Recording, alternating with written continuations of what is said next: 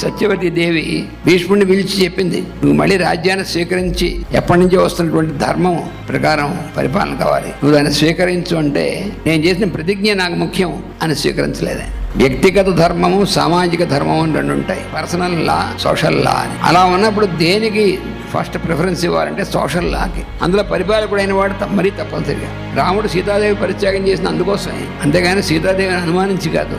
ఇప్పటికి కూడా చాలా అవాకులు జవాకులు మాట్లాడుతూ ఉంటారు. ప్రజల యొక్క హృదయాల్లో ఏ రకమైనటువంటిది రాకూడదు, అందుకని పర్సన్ వదిలేయాల్సింది. అందుకని సీతాదేవి పరిత్యాగం అందుకోసం చేశాడు. అందుకని భీష్ముడు అక్కడ ఫెయిల్ అయ్యాడు. ఆయన చాలా మహాత్ముడు, భక్తుడు. మరి లేకపోతే విష్ణు సహస్రనామం ఆయన దగ్గర ఉపదేశం పొందడానికి ఎందుకు వెళ్ళారు? మళ్ళీ నేను చేసిన ప్రతిజ్ఞ అనేటువంటి దాన్ని పట్టు కూర్చున్నాడు. రెండోదేమో ఆ జరుగుతున్నటువంటి అన్యాయాన్ని ఆపాలి, ఆన్ ది స్పాట్ ఆపగలిగినటువంటి వాడు ఆయన ఒక్కడే.